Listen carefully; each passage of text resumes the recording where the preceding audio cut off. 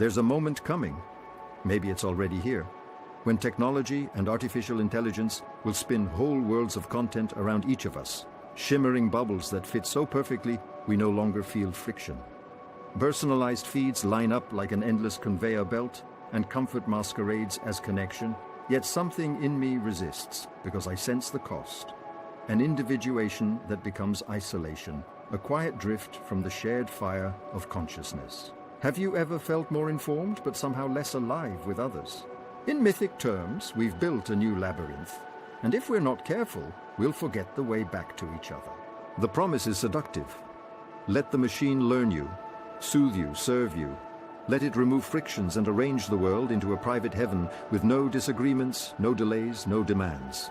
But I've tasted that ease, and it thins the soul. It's like staring into mirrored corridors that reflect only myself. The myth whispers, don't confuse comfort for communion. In Athens before he sailed, Theseus could have stayed home, accepted the tribute to Crete as fate.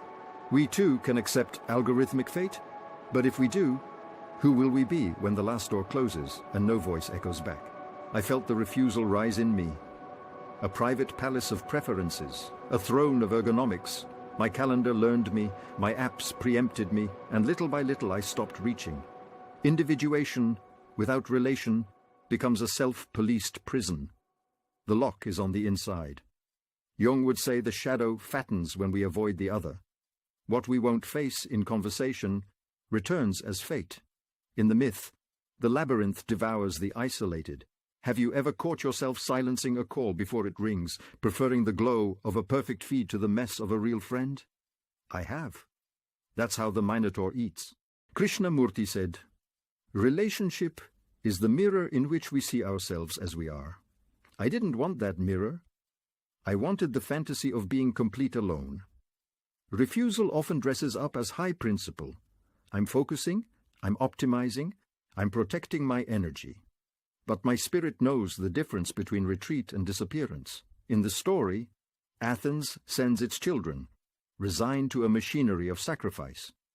Resignation is the algorithm of the soul. I remember staring at a screen late at night, full of information, yet starving for the warmth that only happens in the presence of another human heartbeat. The turn came when I recognized that consciousness is not a private garden, but a commons. The Dalai Lama teaches that our lives make sense only through interdependence. Compassion is realism, not sentiment. That's when Ariadne enters the story for me, not as romance, but as principle. The thread. You don't conquer a maze by brute force. You tether yourself to something beyond you.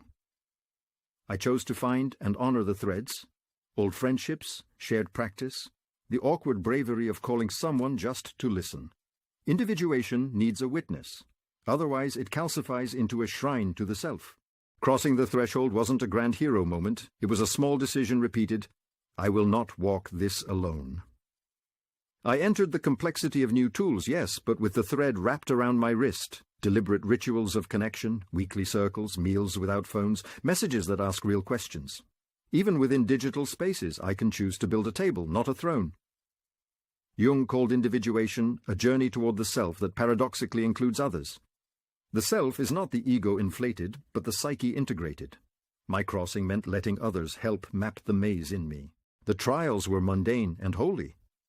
I noticed how the maze presents itself as efficiency. Skip the call, skim the headline, outsource the awkwardness. I practiced the opposite. Slow presence. I set boundaries with the algorithm. No notifications in sacred hours, no infinite scroll when I'm hungry for people. And I sought the others different from me, the corners of the maze I had filtered out. Krishnamurti warned that the known becomes a cage. Fresh seeing dissolves it, so I asked a neighbor his story. I listened without trying to fix. The labyrinthine walls softened where conversation warmed them. There were setbacks. Sometimes I tugged the thread and felt no answer. Sometimes the Minotaur's breath fogged my courage. Voices saying, stay curated, stay safe, stay sovereign. But the Dalai Lama's realism of compassion steadied me. If we belong to one consciousness, my freedom widens only with yours. I practiced hosting small gatherings where silence wasn't awkward but spacious. I invited disagreements on purpose. Have you ever noticed how real connection is pleasantly strenuous, like climbing a hill together. The effort is the point. It makes a view you can actually share, not just stream.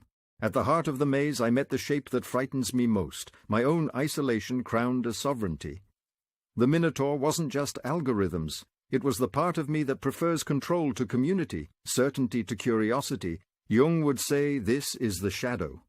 Banished needs that gain monstrous strength. I circled it as Theseus did, refusing to drop the thread. Individuation is not slaying the animal in us, but reclaiming it into wholeness. So I named the beast, loneliness posing as freedom, performance posing as intimacy. Naming steadied my hand for the fight I couldn't outsource. The battle was less spectacle, more surrender.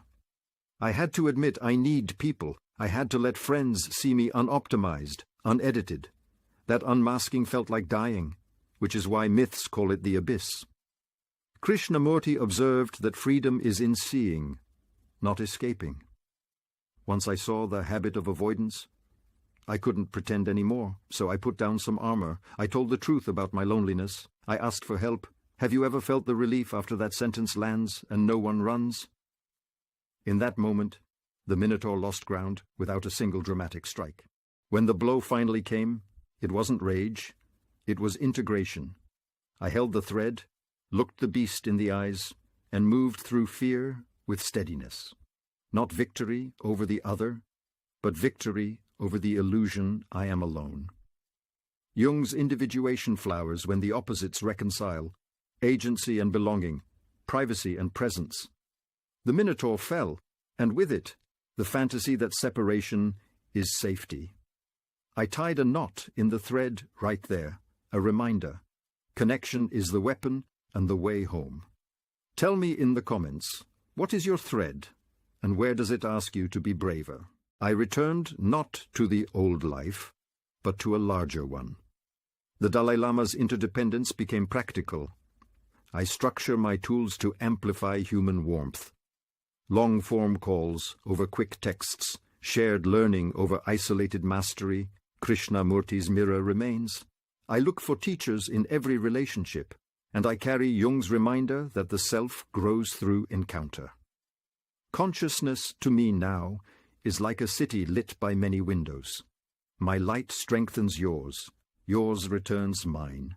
The growth ahead won't come from more separation, but from multiplied threads. Tell me in the comments how you keep your thread alive. Reflection by Felipe Brando.